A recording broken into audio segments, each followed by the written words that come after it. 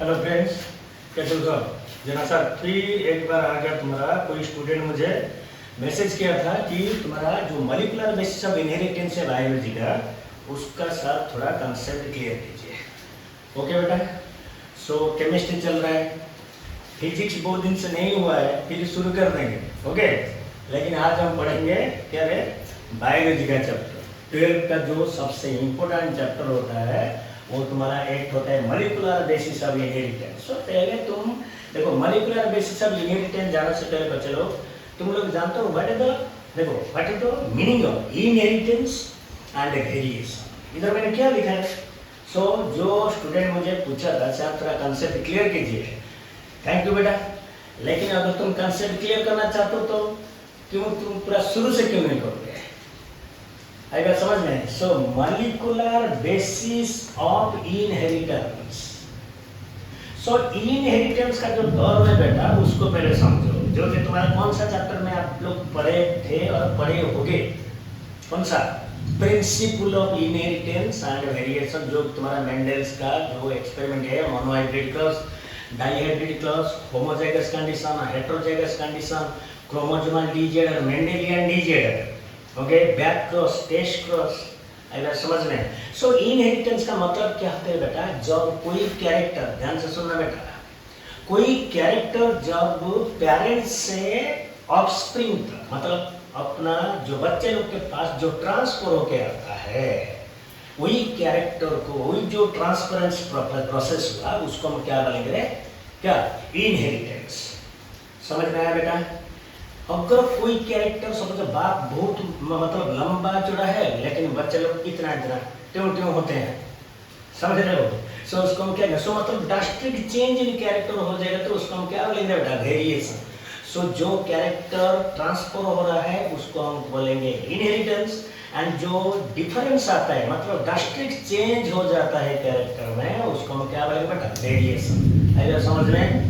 So from the very basic से हम पढ़े इनहेरिटेंस का मतलब। इनहेरिटेंस का मतलब मैंने आपको समझा दिया, और तुम क्या पढ़ेंगे? फंडामेंटल से चलेंगे। देखो मॉलिक्यूलर बेसिस ऑफ इनहेरिटेंस में तुम मेजरली बेटा दो तो स्ट्रक्चर के ऊपर पढ़ोगे, एक होता है तुम्हारा डीएनए एंड एक तो तुम्हारा आरएनए। डीएनए को क्या बोलते हैं? Deoxy ribo nucleic acid. RNA को क्या बोलेंगे? Ribo nucleic acid. आई बात समझ में? सो मैंने क्या लिखा? देखो nucleic acids, DNA and RNA are the building block of a genetic material, building block of a genetic material, जो तुम्हारा कैरेक्टर बेटा। जस्ट थोड़ा पीछे चले जाओ, principal of inheritance and variation को मेंडल जब अपना वर्क दिए थे, सो उधर एक ठो वो साइटेड कहते हैं टर्म, एक ठो ट्रेट। ट्रेट मतलब बेटा क्या होता है बेटा? कैरेक्टर। एंड जो और एक टर्म उसने दिए थे फैक्टर। सो उस टाइम मेंडल ने आपको जो ट्रेट बोल के जो टर्म दिए थे, आजकल उसको हम मॉडर्न साइंटिस्ट कौन सा में यूज करते हैं? Character, trait, character. एंड उसी टाइम मेंडल एक तो चीज बोले थे फैक्टर, जो गार्डेनिपी के ऊपर वो रिसर्च के थे, पाइजम सेटिवॉन। आई समझ में? उधर उसी टाइम बेटा वो एक तो टर्म यूज कहते हैं फैक्टर, जो कि आजकल साइंटिस्ट बायोलॉजी में यूज करते हैं जीन। जीन आ गया। सो मतलब ट्रेट, कैरेक्टर, फैक्टर, जीन। सो जो जेनेटिक मैसेज जब पेरेंट्स से जब ऑफस्प्रिंग तक आता है बेटा, कौन सा फॉर्म में आता है? जीन। ओके, सो देखो कोई भी जेनेटिक मटेरियल का जो बिल्डिंग ब्लॉक होता है, मतलब genetic material is made up of to types of compound. देखो करेगा डीएनए एंड एक होता है क्या? आरएनए, जिसको हम बोलेंगे जो तुम्हारा न्यूक्लिक एसिड होता है। सो डीएनए आरएनए को हम क्या बोल रहे हैं बेटा? Nucleic acid. आई बात समझ में?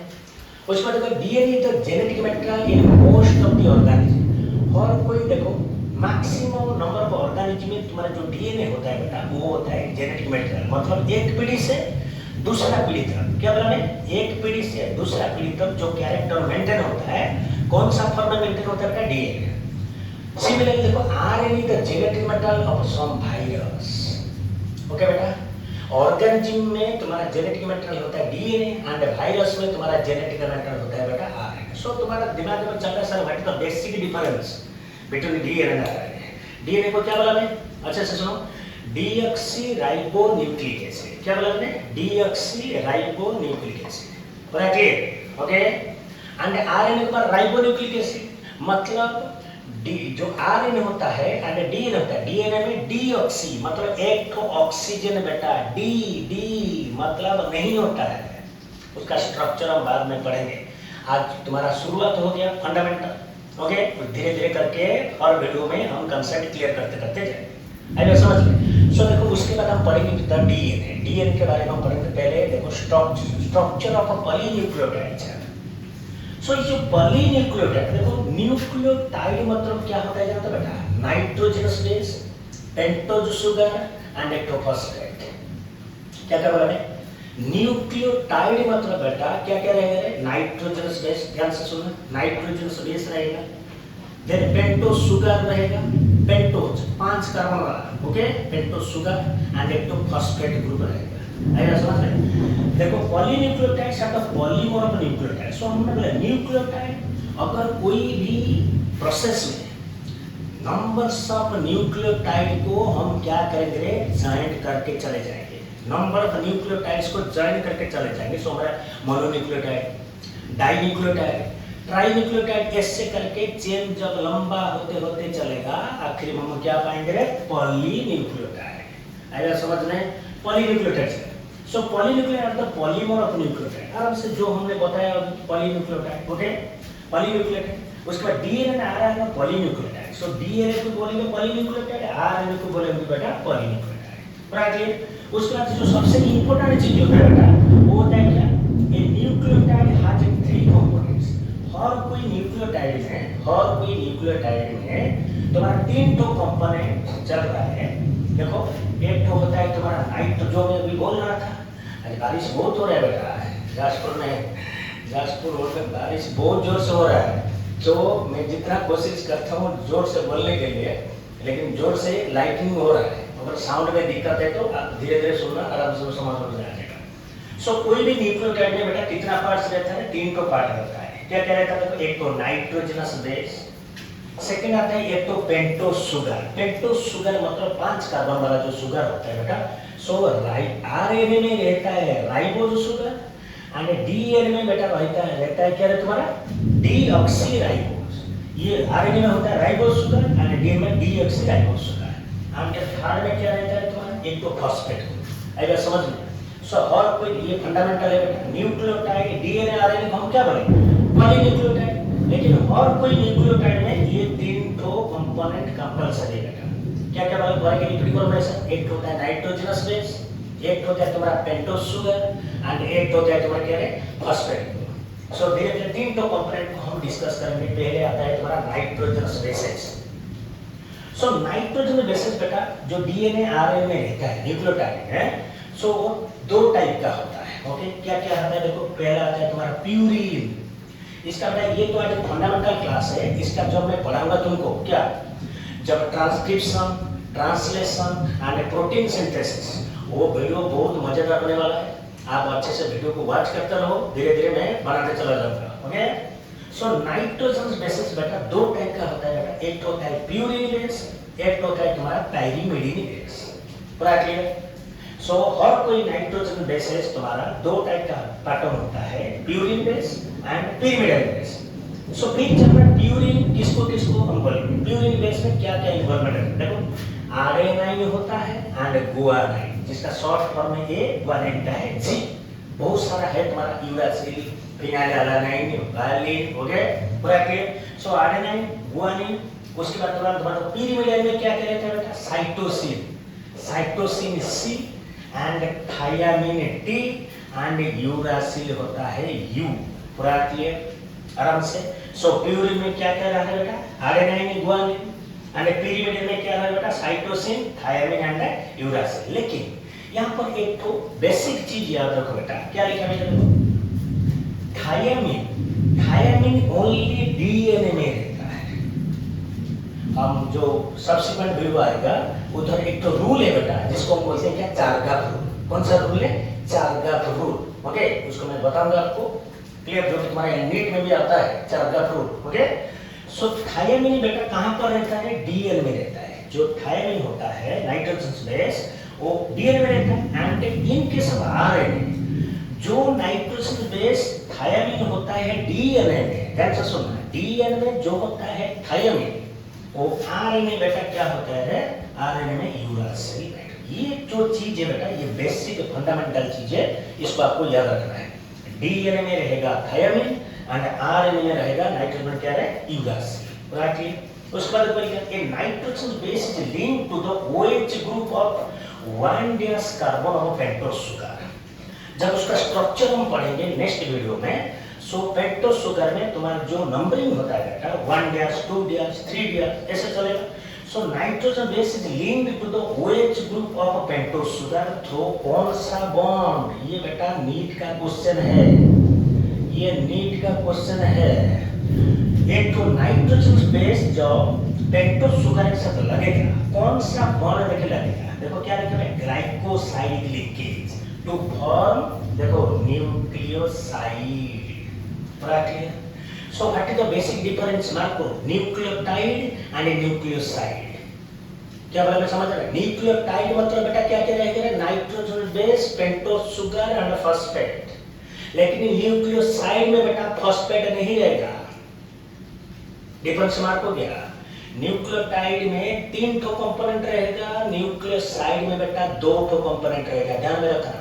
न्यूक्लियोटाइड में और एक बार बोल रहा हूँ, nitrogen base pentose sugar phosphate, लेकिन न्यूक्लियोसाइड में क्या चलेगा, nitrogen base and pentose sugar, phosphate नहीं रहेगा, ध्यान में रखना। उसके बाद देखो ये फॉस्फेट ग्रुप से link to the OH group of कौन सा कार्बन है, 5' कार्बन ऑफ न्यूक्लियोसाइड। देखो पहले बन गया मेरा क्या है, न्यूक्लियोसाइड, पहले तुम्हारा क्या बनता है, देखो इधर मैं बोला, जो देखो नाइट्रोजन बेस एंड तुम्हारा पेंटोस शुगर मिला के क्या बना रहे, न्यूक्लियोसाइड। वही जो न्यूक्लियोसाइड है वो उसके साथ अगर कौन सा ग्रुप लग जाएगा, फॉस्फेट ग्रुप, फॉस्फेट ग्रुप लगेगा कौन सा कार्बन में, 5' कार्बन ऑफ न्यूक्लियोसाइड, देन कौन सा बॉन्ड बनेगा बेटा, फॉस्फोईस्टर बॉन्ड। ये भी बेटा तुम्हारा नीट का क्वेश्चन है, ये नीट एंड नाइजर का क्वेश्चन है बेटा, राइट। तो देखो न्यूक्लियोसाइड जब बनेगा तो कौन सा बॉन्ड बनेगा, ग्लाइकोसाइडिक बॉन्ड। जब न्यूक्लियोटाइड बनेगा बेटा कौन सा तुम्हारा बॉन्ड चलेगा, phosphoester bond, phosphoester bond, okay, nucleotide, okay, और उसको क्या बनेगा, डीऑक्सी न्यूक्लियोटाइड। आएगा समझ में। So this is the basic difference between nucleotide and nucleoside. पूरा कॉन्सेप्ट क्लियर, आप वीडियो को धीरे धीरे सुनो, पूरा समझ में आ जाएगा, क्लियर। उसके बाद देखो क्या लिखा है, जो न्यूक्लियोसाइड आरएनए में होता है और न्यूक्लियोसाइड डीएनए में होता है, ये इजी है। देखो सो मतलब आरएनए में तुम्हारा, आरएनए और डीएनए में बेसिक डिफरेंस क्या होता है बेटा, डीएनए में डीऑक्सी, एक तो ऑक्सीजन तुम्हारा कम रहता है, डीएक्स मतलब शॉर्टेज। सो देखो आरएनए में कौन कौन सा न्यूक्लियोसाइड चलेगा, देखो आडेनोसाइन, गुआनोसिन, साइटिडीन, यूरिडीन। सो मतलब उसका जो नाइट्रोजन बेस होता है बेटा क्या क्या होता है, देखो adenine, guanine, cytosine, uracil, bracket, okay. Similarly DNA में क्या क्या चलता है, इस इधर जो लिखे उसका पीछे बस क्या लगा था मैं आपको, डीऑक्सी, बिकॉज़ डीएनए में क्या रहता है, डीऑक्सी रहता है। सो देखो क्या लिखा है, deoxy adenosine, deoxy guanosine, deoxy cytidine, deoxy thymidine. क्यों, देखो डीएनए में तुम्हारा मैं अभी बोला था, डीएनए में नाइट्रोजन में क्या रहता है तुम्हारा थायमिन, लेकिन आरएनए में क्या रहता है, यूरासिल। सो यूरासिल इधर देखो आरएनए में यूरिडीन, इधर आ गया डीऑक्सी थाइमिडीन, मतलब थायमिन एंड यूरासिल का डिफरेंस, ओके। उसके बाद in RNA each nucleotide has an additional OH group at कौन सा कार्बन, देखो आरएनए को क्या बोलते हैं, ribonucleic acid, ribose nucleic acid. So RNA में each nucleotide has an additional OH group at कौन सा carbon, 2' carbon of the ribose sugar at 2' OH, okay। 2 nucleotides are linked through, देखो दो न्यूक्लियोटाइड, इधर देखो अभी तक मैंने कितना बॉन्ड आपको पढ़ाया, देखो जब न्यूक्लियोसाइड बनता है बेटा कौन सा लिंकेज होता है, ग्लाइकोसाइड लिंकेज। जब न्यूक्लियोटाइड बनता है तो क्या होता है, फॉस्फोईस्टर। सिमिलरली दो न्यूक्लियोटाइड जब जॉइंट हो जाएंगे तो कौन सा पोजीशन में, देखो 3' 5' फॉस्फोईस्टर बॉन्ड। ये भी तुम्हारा बेटा नीट का क्वेश्चन है। दो न्यूक्लियोटाइड जब बनता है, जब अटैच होते हैं कौन सा बॉन्ड बनता है, याद रखना फॉस्फोडाइस्टर मतलब 2 ठो ईस्टर लिंकेज आ जाता है स्ट्रक्चर में हम पढ़ेंगे। Okay 3'5' phospho ester diester bond to form dinucleotide. Okay similarly when more than 1 nucleotide जब लगेगा तो क्या बन जाएगा मेरा पॉलीन्यूक्लियोटाइड आराम से मोनोन्यूक्लियोटाइड डाइन्यूक्लियोटाइड ट्राइन्यूक्लियोटाइड देन पॉलीन्यूक्लियोटाइड आ जाता है। बराबर ये हो गया तुम्हारा बेटा फंडामेंटल्स ऑफ जेनेटिक जो डीएनए होता है राइट वाले न्यूक्लियोटाइड या न्यूक्लियोसाइड। उसके बाद हम चलेंगे स्ट्रक्चर ऑफ डीएनए। ये जो स्ट्रक्चर मॉलिक्यूल देखो बेटा तुम्हारा 12 का जो जितना भी तुम्हारा बायो का चैप्टर्स हैं 4 चैप्टर बेटा सबसे इंपॉर्टेंट होता है। क्या क्या एक होता है प्रिंसिपल ऑफ इनहेरिटेंस वेरिएशन, ये तो आप लोग बताए क्या मॉलिक्यूलर बेसिस ऑफ इनहेरिटेंस, और एक और दो biotechnology it's a principle process and biotechnology उसका एप्लीकेशन। ये जो चारों चैप्टर है बेटा कम से कम नीट में 15 क्वेश्चन आ जाता है। पूरा ध्यान में एनसीईआरटी से आप लाइन बाय लाइन उसको पढ़ो। पूरा clear? Okay so structure of DNA जाने से पहले अभी तो हम आज का क्लास में हम स्ट्रक्चर नहीं बनाए थे। ओके सो नेक्स्ट वीडियो में हम उसका स्ट्रक्चर बना के आपको बता देंगे। पूरा क्लियर? कैसे नाइट्रोज कैसे ईस्टर बॉन्ड बनता है, ग्लाइकोसाइड लिंकेज कैसे बनता है, कौन किसका एटीजीसी एटी के अंदर कितना हाइड्रोजन बंड रहता है, जीसी के अंदर कितना हाइड्रोजन बंड रहता है, धीरे धीरे करके चलेंगे। ओके सो स्ट्रक्चर में डीएनए में जाने से पहले बेटा कुछ तो कोई तो साइंटिस्ट है ना जो कि पहले उसको डिस्कवर किया है सब। सो वही चीज तुम्हारा नीट में पूछ देता है कौन सा ईयर में कौन सा साइंटिस्ट कौन सा काम किया था। क्या बोला मैं? कौन सा ईयर में कौन सा साइंटिस्ट कौन सा काम किया था, क्या थ्योरी दिया था। देखो Frederick Mister in 1869 identified a DNA and named it as a nuclein. So 1869 में ये सब बेटा इम्पोर्टेंट है नीट के लिए बेटा ये वेरी वेरी इम्पोर्टेंट है। ओके कौन सा ईयर बेटा 1869। साइंटिस्ट का बायोलॉजिस्ट का नाम क्या है? Friedrich Miescher. क्या बोला वो आइडेंटिफाई डीएनए को पहले कौन आइडेंटिफाई किया था? पर्टिकुलर वर्ड पूरा पूछ देते हैं नीट में। आइडेंटिफिकेशन पहले किसने किया, उसके बाद उसके ऊपर कौन क्या थ्योरी दिया है, अलग अलग साइंटिस्ट हैं सब। पूरा क्लियर? बायोलॉजिस्ट। सो डीएनए को फ्रेडरिक मिस्टर ने क्या सा नाम से बोला है? न्यूक्लियन। कौन सा नाम से बोला है? न्यूक्लियन। ध्यान में रखना कौन बोला था? Friedrich Miescher. कौन सा ईयर में? 1869 में। उसके बाद आया और 200 साइंटिस्ट देखो वाटसन एंड क्रिक इन 1953 उन्होंने क्या बोला थे? Propose the double helical model of DNA. Double helical मतलब स्ट्रक्चर में हम पढ़ेंगे बेटा ये होता है, एक होता है 3 एसेंड, एक होता है हमारा 5 एसेंड। उसके अंदर तुम्हारा क्या रहता है? 10 टो क्या रहता है? Base pairs. पढ़ेंगे हम स्ट्रक्चर में।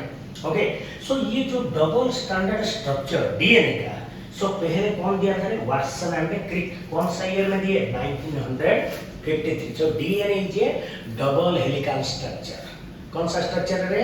Double helical structure. Okay briefly ये जो स्ट्रक्चर वाटसन एंड क्रिक ने बोल दिया कि डीएनए हैविंग डबल स्ट्रक्चर, कौन सा एक्सपेरिमेंट, कौन सा मतलब जो टेस्ट होता है, कौन सा टेस्ट से उनको पता चला? ये भी तुम्हारा नीट का एक क्वेश्चन है बेटा, उसको बोलेंगे एक्स-रे डिफ्रैक्शन स्टडी। फिजिक्स में जो तुम्हारा होता है याद करो, जब तुम वेव ऑप्टिक्स पढ़ोगे, वेव ऑप्टिक्स में तुम्हारा होता है ना polarization, Young's double slit experiment में पोलराइजेशन और एक चीज है डिफ्रैक्शन। उसी टाइम तुम समझोगे। ओके सो वाटसन के जो डबल हेलिकल मॉडल दिया किसको बेस करके दिया है? X-ray diffraction data. Okay produced by देखो Maurice Wilkins and Rosalind Franklin. Okay so इन दोनों का जो डाटा को लेके so the produced by so x-ray diffraction study जो किए थे कौन किए थे? Wilkins and Franklin. इन दोनों का जो एक्स-रे डिफ्रैक्शन का जो डाटा उन लोग दिए थे उसको बेस करके सो पहले एक्स-रे डिफ्रैक्शन डाटा किसने दिया था? Wilkins and Franklin. इन दोनों का एक्स-रे डिफ्रैक्शन का जो डाटा आया उसको आधार करके तुम्हारा वाटसन एंड क्रिक ने बोल दिए कि डीएनए हैविंग क्या डबल हेलिकल स्ट्रक्चर। आई बात समझ में? चलो उसके बाद देखो ये स्ट्रक्चर में डिटेल पढ़ेंगे। डीएनए का जो स्ट्रक्चर होता है, पिच ऑफ हेलिक्स तुम्हारा 3.4, pitch of helix is 3.4 nanometer. Okay, pitch of helix मतलब क्या है? देखो फिजिक्स में याद करो जरा, when a charge particle enters into the magnetic field it is shows two types of motion. क्या है बेटा? Linear motion with spiral motion. So उसको हम क्या बोलेंगे रे? Helical motion. ये फिजिक्स का पार्ट है बेटा।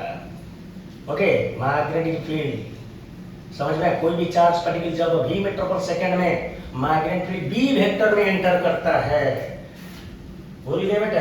भूल गए? Suppose q coulomb charge v meter पर सेकंड में थीटा डिग्री एंगल करके मैग्नेटिक फील्ड b वेक्टर में एंटर करने से दो टाइप का मोशन होता है।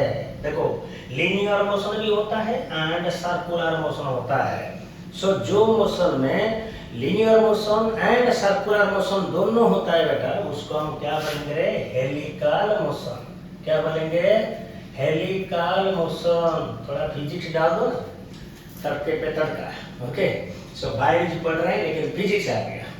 सो इधर रखने का नहीं। सो पहले समझो बेटा हेलिक्स का मतलब क्या है, उसके बाद क्या लिखा है देखो, पिच ऑफ हेलिक्स। मैं तुमको डायरेक्ट बोल दूंगा, जे डीएनए में पिच ऑफ हेलिक्स तुम्हारा इतना है। कोई तुमको पूछेगा जे पिच का मतलब क्या है, पिच का मतलब क्या है, समझ रहे ना मेरा बात? सो अभी मैं बताऊंगा उसको। देखो, सो जब दोनों मोशन होता है, क्या क्या मोशन होता है? लीनियर मोशन होता है एंड सर्कुलर मोशन होता है। वो दोनों को कॉम्बो करके कौन सा मोशन आएगा? Helical motion. पूरा clear? So pitch of helix का मतलब क्या है? लीनियर डिस्टेंस कितना वो कवर किया। लीनियर डिस्टेंस जो हेलिकल मोशन हुआ, ये जो हेलिकल मोशन हुआ, सो इसका जो लेंथ मतलब लीनियरली लेंथ वाइज कितना डिस्टेंस कवर हुआ है, उसको ही बोलेंगे क्या है बेटा? Pitch of the helix. So DNA में तुम जानते हो डीएनए हेलिकल स्ट्रक्चर है। सो जहां पर हेलिकल स्ट्रक्चर है बेटा, सो वहां पर तुम्हारा क्या रहेगा? पिच ऑफ हेलिक्स मतलब लीनियर लेंथ। लीनियर ओके, कितना होता है? 3.4 nanometer, that is your 34 angstrom. आई बात समझ लो बेटा? क्लियर? आराम से। उसके बाद देखो और कोई डीएनए में बेटा ईच हेलिक्स में, फॉर एग्जांपल देखो ये वाला एक तो हेलिक्स हो गया। देखो ये एक तो हेलिक्स है, और हेलिक्स में बेटा कितना तुम्हारा रहता है? 2 3 4 5 6 7 8 9 10। ओके, स्ट्रक्चर में हम बताऊंगा मैं। सो अल्टरनेट क्या रहेगा रे? RNA ATGC. पूरा क्लियर? एटीजीसी फॉर्म में इसको देखो, ये होता है एक तो हेलिकल, ये तो helical part. So each helix में ये डीएनए का और कोई ये कैसा होता है बेटा? जो लैडर लाइक स्ट्रक्चर, लैडर जो सीढ़ी में चढ़ते हो ऐसे ऐसे करके, लैडर लाइक स्ट्रक्चर। ओके, सो हर कोई डीएनए में एक तो हेलिक्स में कितना बेस पेयर रहता है? 10 टू। इसलिए तो ये आया देखो 3.4। क्यों? 10 बेस पेयर को कितना लेंथ है बेटा? 34। सो एक एडजेसेंट जो आसपास रहेगा, पास जो रहेगा बेस पेयर, उसका लेंथ कितना आएगा? 3.4 एंगस्ट्रॉम। समझ लो ना? 34/10 बेटा। क्या 10 तो पेन का दाम 20 रुपया है, एक तो पेन का दाम कितना है? वही चीज है। 10 पे बेस पेयर को 34 एंगस्ट्रॉम, एक बेस पेयर में जो गैप रहता है उसको कितना बोलेंगे? 3.4 एंगस्ट्रॉम। पूरा क्लियर? उसमें तो 10 डिस्टेंस बिटवीन, इधर तो लिख दिया मैंने, distance between adjacent base pair मतलब पास जो रहता है। एडजेसेंट मतलब ये 1 2 नहीं तो 2 3 नहीं तो 3 4। सो ये जो एडजेसेंट बेस पेयर होता है बेटा, उसके अंदर डिस्टेंस तुम्हारा कितना आ जाएगा? 3.4 एंगस्ट्रॉम, जो ऑलरेडी मैं बोल चुका हूँ। सो 10 बेस पेयर का लेंथ होता है 34 एंगस्ट्रॉम। मैं पे लिख देता हूँ। ओके, देखो नोट करके तो आप बना लेना। 10 base pairs is equal to 34 angstrom. ये बेटा तुम्हारा नीट का एक तो न्यूमेरिकल क्वेश्चन है, बायोलॉजी का न्यूमेरिकल भी पूछ देते हैं। इतना बेस पेयर है, सो गैप कितना होगा?